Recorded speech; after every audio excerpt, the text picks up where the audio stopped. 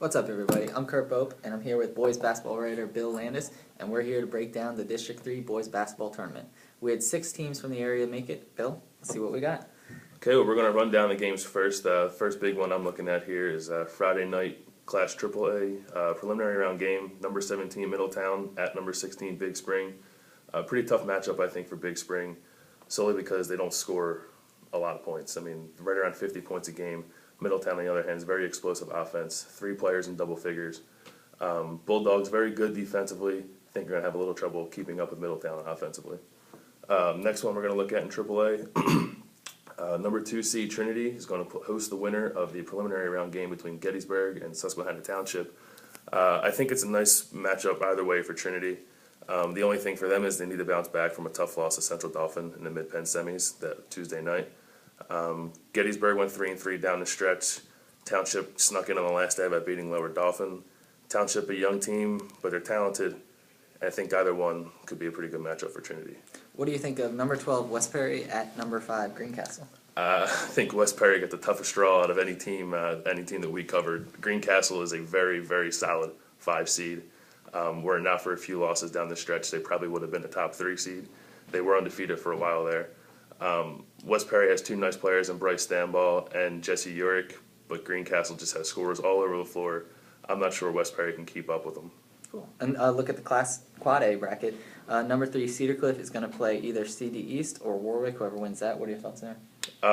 Cedar Cliff has played CD East before this year. It was a close game. They beat them by 4 points.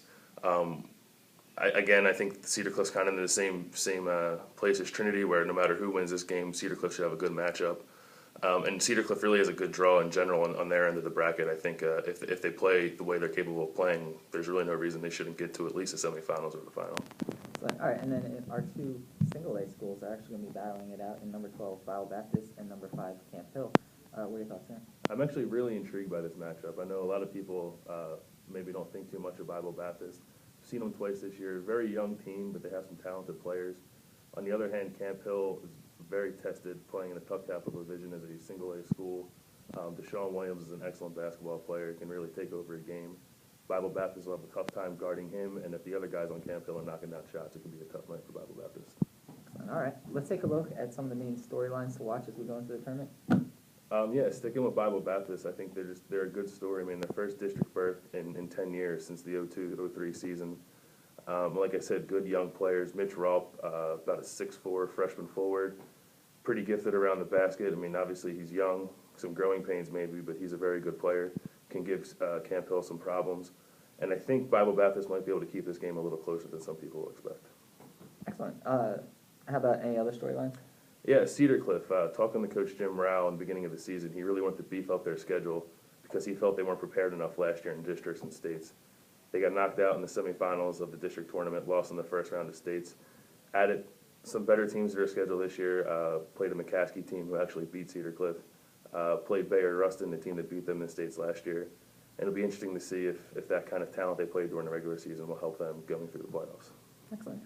Obviously, we see a lot of teams out of our area that are still in the Mid-Penn. Are there any out-of-area games that really interest you in the first bracket? Yeah, the one game that jumped out to me is in the Quad A bracket, number 9 Reading at number 8 Harrisburg.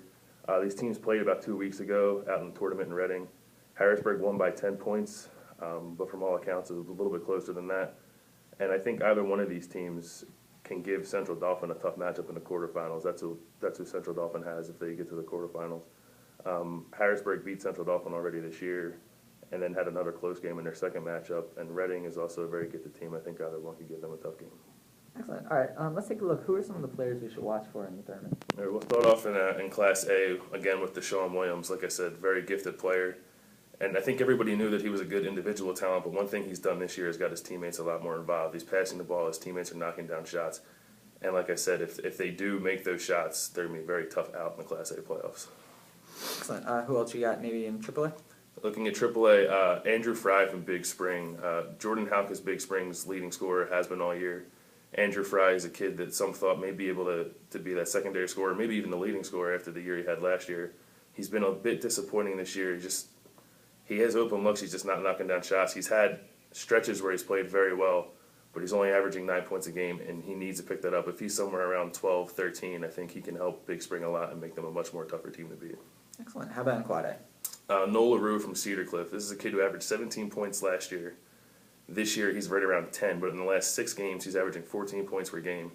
And Cedar Cliff is a team with a lot of weapons, and if Noah LaRue starts knocking down the shots the way he can, they're going to be very, very tough out in districts and also in states.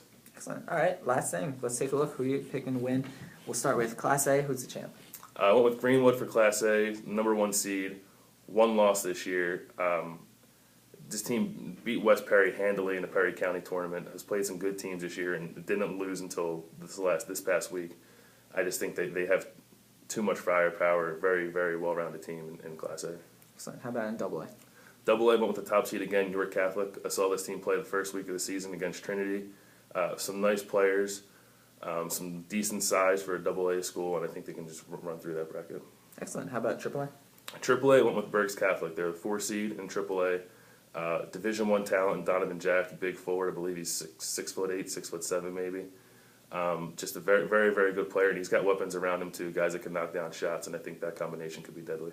Cool. And then finally, Quad A tournament. Quad A, I went with Cedar Cliff. Like I said, last year had a tough time playing against some of the better talents in the district and the states, but I think this year they're a senior-laden team, well coached, and when they're all firing on all cylinders, they're a very, very tough team to beat. Cool. Should be fun to watch. Well, that does it for us. Thanks for watching, and be sure to follow us. You can always follow us on Facebook at the Sentinel Sports, or you can follow us on Twitter as well. Always check out cumberlink.com as Bill keeps you posted throughout the postseason. I'm Kurt Bope. This is Bill Landis. Thanks for watching.